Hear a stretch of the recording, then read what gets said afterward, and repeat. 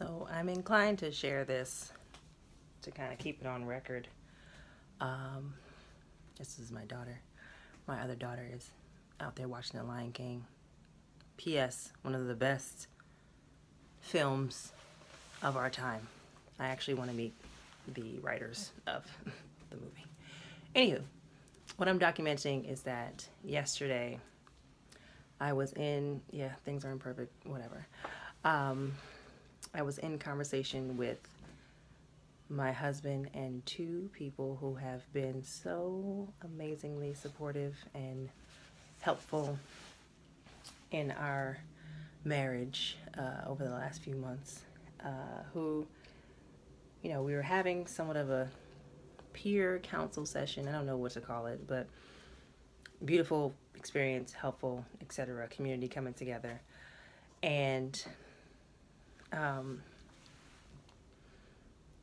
I got very present to and got the realization that I don't believe that I am enough. I am unpacking all the ways and shapes and forms that shows up. It was very real yesterday in reference to my relationship and how I internalized some of the things that it's fine. It doesn't hurt. How I have been feeling inadequate in my relationship and projecting that pain onto my husband, and judging him and treating him differently, and withholding intimacy, creating distance between us, because essentially I felt like I wasn't enough. And the earliest time that I felt like I wasn't enough, that I can remember, is being, I guess, sexually assaulted.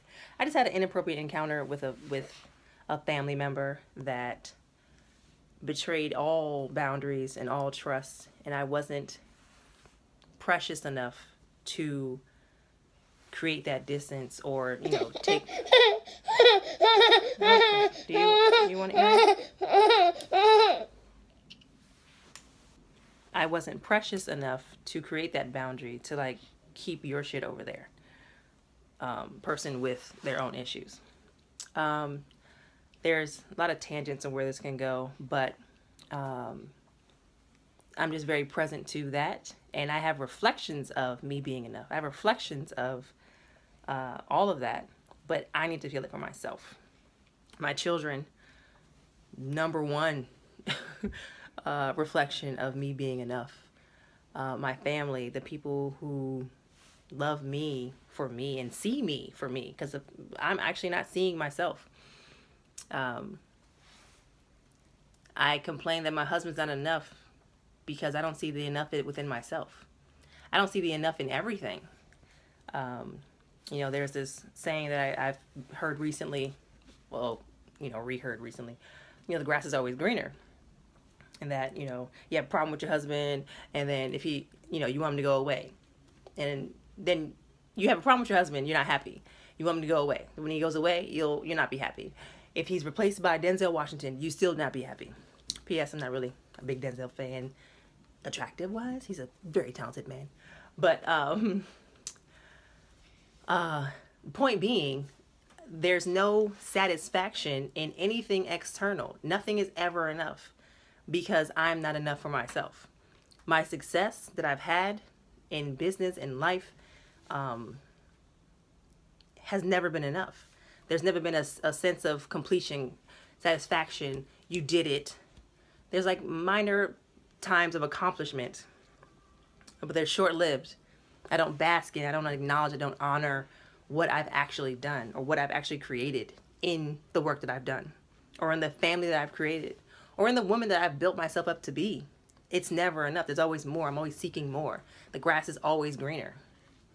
And it makes me think of the fact that we have a bunch of toys in this house, and I'm like, oh, we should be more minimalist. It's never enough. Enjoy the abundance that's there. Or how, fast fashion. You buy something, you like it, And soon enough, you need something else, whether it be a new occasion or no, like buy some quality stuff and actually enjoy it, like it, love it, cherish it, treat it well, treat it with respect. Buy things that last longer. Yeah, so this whole, oh yeah, also, when feeling the realization that I wasn't, or I am not enough, or I don't feel like I'm enough, I'm moving because I'm bouncing a baby. Hopefully she stays asleep or goes to sleep soon. She has other ideas. So in that, I realized that in finding that about myself, I'm preventing it from happening again in my lineage in hopes.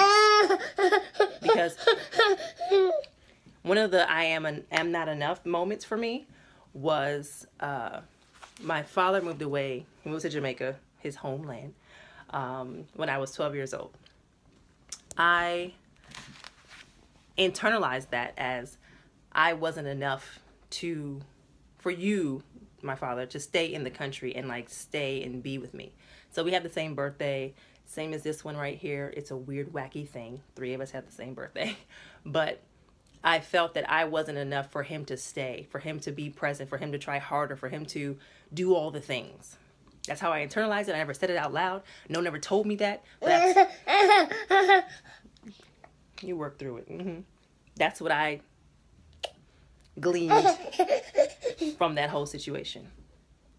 And what I could have potentially done subconsciously is do the same for my daughters. So if I'm so, quick to leave my husband or create another life where certain things aren't issues, they might internalize that, hey, we weren't enough to keep y'all together. We weren't enough for you all to fight harder to keep the family unit, the strongest bond known to every species. And they weren't enough. Their existence.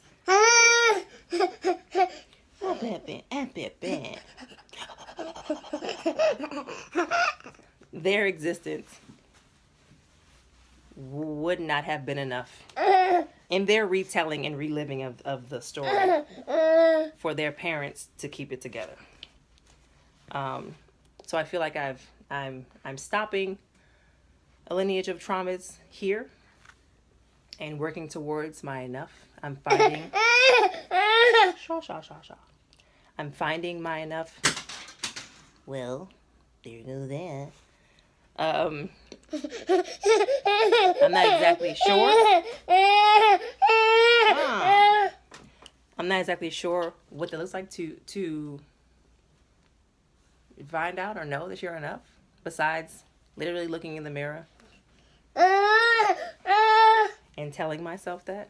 And that's like an affirmation. Fake it till you make it. Gotta believe it. Eventually you'll believe it on a cellular level, perhaps.